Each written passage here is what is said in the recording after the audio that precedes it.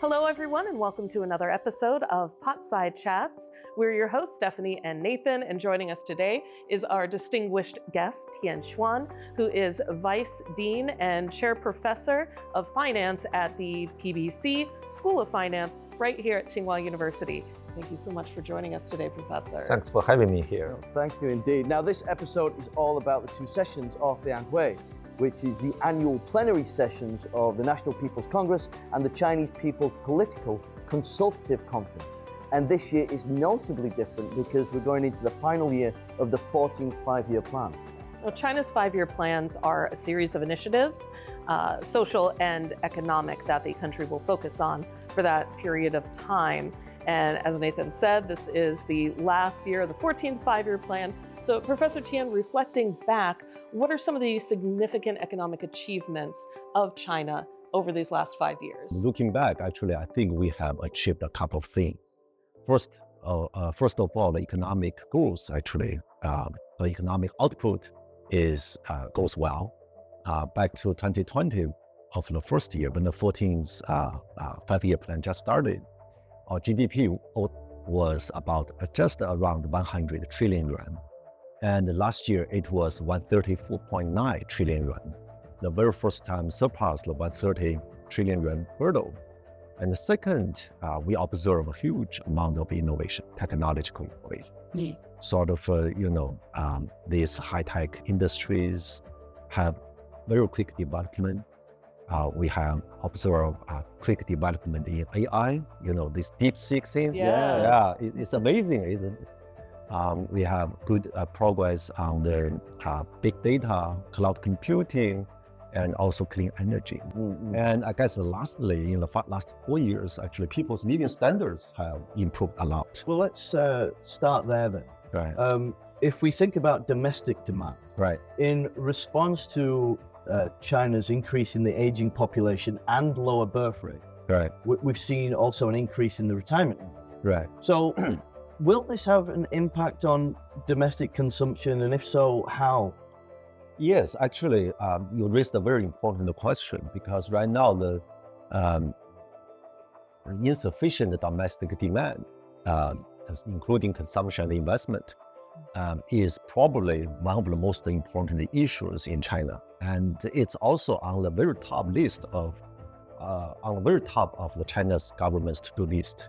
People's confidence needs to be reboosted. So I think China needs to do a lot of things to promote domestic demand.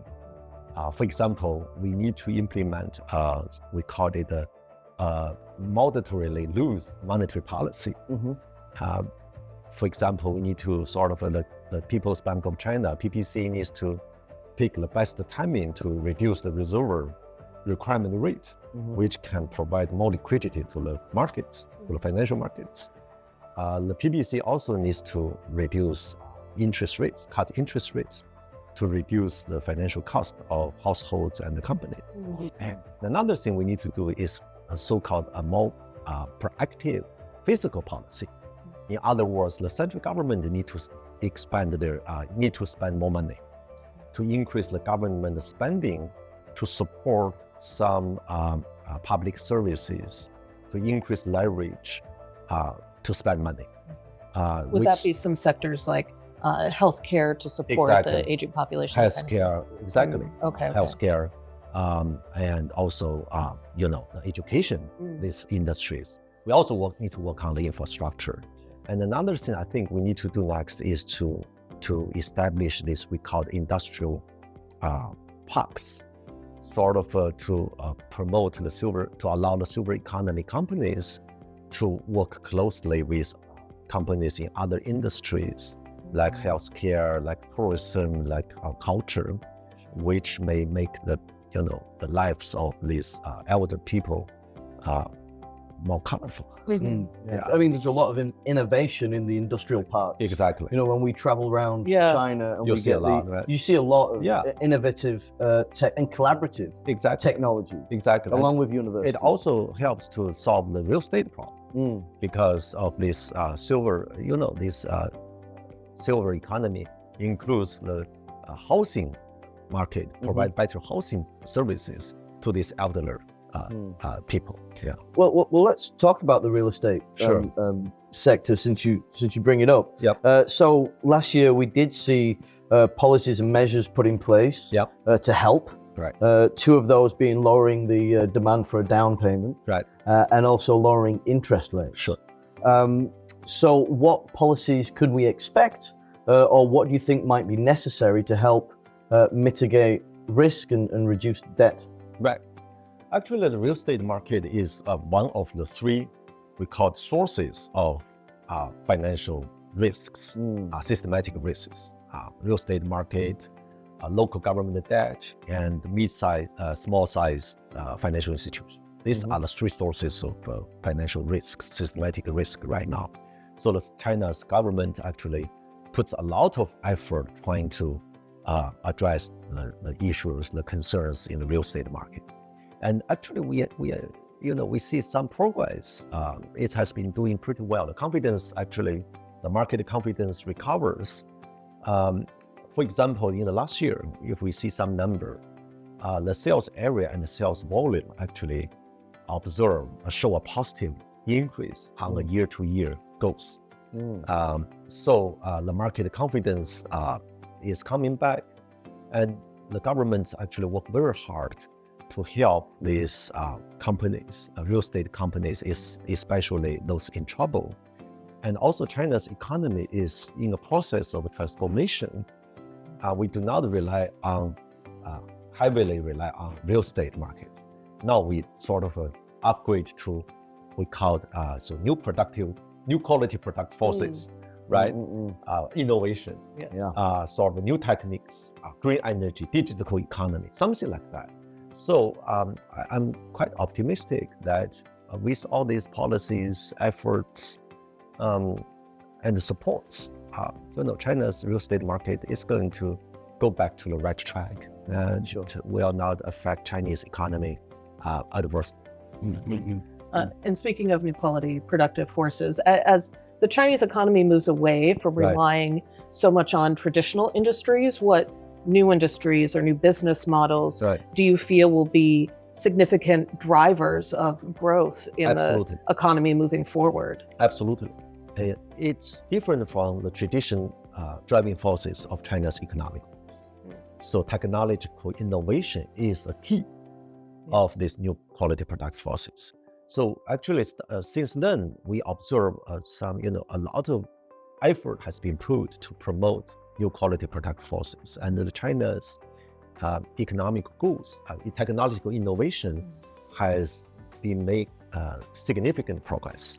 For example, the 5G technology, the AI we just discussed, and also the quantum computing, cloud computing, and so on. Especially, I would like to mention the digital economy, which has contributed over 40%, almost 50% of the China's GDP in the last year. Wow, really? Yeah, it's very impressive, and it significantly increases the efficiency of investment.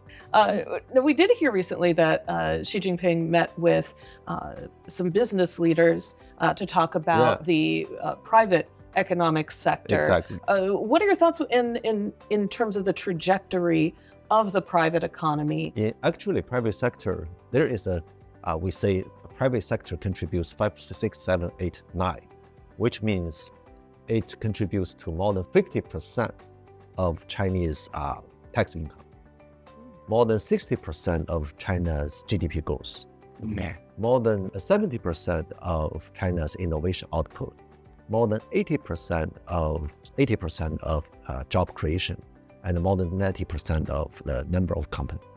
So it's a very, very important sector. It's large. Absolutely. Yeah, it's large. And so, especially when we see, these important persons like Jack Ma, like Pony Ma, meeting with President Xi, it's very encouraging. And also Liang Wenfeng, who is the founder of the DeepSeek, was also there. So actually, I'm very encouraged because, my research focuses on, one of my research theme is on how to promote innovation and entrepreneurship. So, as a delegate to the National People's Congress, one of the proposals I provide, I plan to submit is about the protection of the private sector, how to promote entrepreneurship and innovation. For example, I would like to propose we should start the formulation of the personal bankruptcy law in China.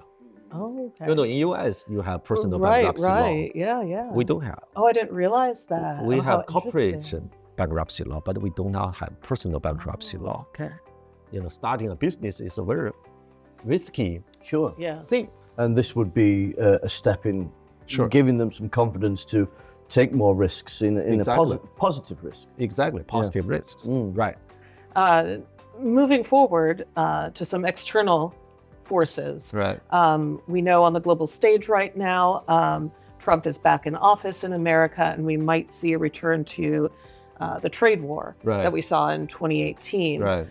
What were some of the most significant economic impacts of that 2018 trade war in China? Well, the most significant impact was the disruption to China's export. Even though the tariffs were not paid by U.S., by Chinese companies, U.S. importers paid these tariffs, Yes. and they are going to pass on these tariffs to costs to U.S. The consumers. Sure. So which means it's going to increase the cost of exporting Chinese products to the U.S., leading to a dramatic drop to the export demand. So back to 2018, we observed, by the number you can observe, a lot of Chinese companies were hurted, affected, especially the consumer goods industry companies like toys, clothing, home appliances, and electronics. To return to maybe a slightly happier topic, a sunnier topic, as we mentioned at the top of the show, this is the last year in the 14th five-year plan. Right. And what is your outlook on the trajectory of the Chinese economy for the next 5-10 years? 10 years. Well, my outlook, first of all, I'm very optimistic about China's economy goals, economic goals in the next 5 or 10 years. I think if we can keep average of 4 to 5% of GDP growth rate by 2035, in 10 years, that will be the end of 16th five-year plan. China will become one of the middle-level, high-income countries. And another thing, I think, in the next 5 to 10 years, people's quality of living is going to be much improved. More social, including the pension, social security, healthcare, education, all kinds of things to improve people's quality of people's lives. Yeah, eradicating absolute poverty is like step one, Exactly. and then you continue to build on that. Exactly. And as President Xi says, the people's aspiration for a better life is what we are striving for.